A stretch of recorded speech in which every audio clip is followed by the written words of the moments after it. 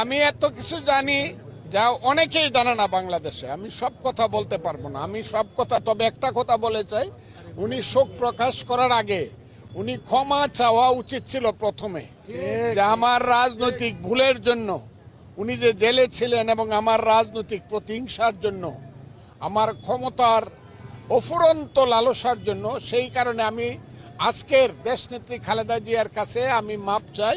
মাপ চেয়ে আমি তার জন্য কামনা করি আল্লাহ যাতে তাকে জান্নাতুল ফেরদাউস নেয় এবং তার পরিবারকে, এটা তার বলা উচিত ছিল, আগে মাপ চাওয়াটা উচিত ছিল।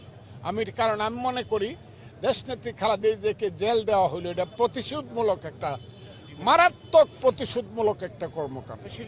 আমি উনাকে দেখেই দলে আসছিলাম, আমি উনাকে দেখেই দলে আসছিলাম, উনি আমাকে নিয়ে আসছিলেন। আমার সবচেয়ে বড় গার্জেন হারিয়ে গেল, আমার আর দুঃখ বলার কোনো জায়গা রইল না। আমি এটা বলতে পারবো না আপনাদেরকে, ওনার বয়সের আমাদের বয়সের মধ্যে খুব ডিফারেন্স নেই, কিন্তু আমি তাকে মাতৃরূপী মহিলা হিসাবে সম্মান করতাম। আমার বয়স ৭৮ বছর।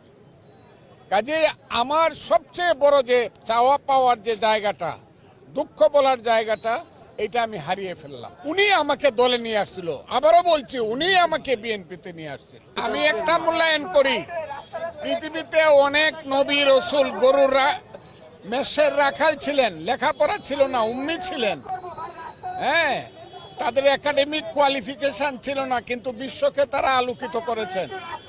এই দেশে, এই পৃথিবীতে অনেকেই লেখাপড়া কম ছিল একাডেমি, রবীন্দ্রনাথ ঠাকুর, কাজী নজরুল ইসলাম সহ মৌলানা আব্দুল হামিদ খান ভাসানী, তাদের সঙ্গে ইতিহাসে আমাদের নেত্রীর নাম জ্বলজ্বল করে জ্বলবে। পৃথিবীতে মানুষ আসবে চলে যাবে, কিন্তু ইতিহাস সবাই সৃষ্টি করতে পারে না।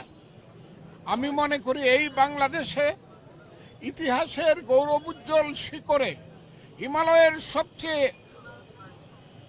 সর্বোত্তম শিখরে যিনি থাকবেন, এবার শিখরে যারা থাকবেন তার মধ্যে তিনি হবেন বাংলাদেশে একজন। উনি চলে গেলেন, বাংলাদেশ অনেক বেশি এতিম হয়ে গেল, আমরা এতিম হয়ে গেলাম। আমি আজকে সান্ত্বনা জানাবো না, শুধু বলবো আমাদের নেতা তারেক রহমান সাহেব এবং তার পরিবার, আপনারা আল্লাহর কাছে সবুর করেন। যতদিন আল্লাহ ওনার আয়ু রেখেছিল উনি বেঁচেছেন, উনার পথ ধরে আমরা বাংলাদেশে আগামী দিন চলবো এবং বাংলাদেশকে আমরা গড়ে তুলব। আমি বিশ্বাস করি বেগম খালেদা জিয়া চিরদিন বাংলার ইতিহাসে মানুষের হৃদয়ে বেঁচে থাকবেন, এটা আমি বিশ্বাস করি। আমার মতো কেউ বলতে পারবে না, এই কারণ আমি যত বক্তৃতা ওনার নামে জেলখানায় যাওয়ার পরে করছি, 8ই ফেব্রুয়ারি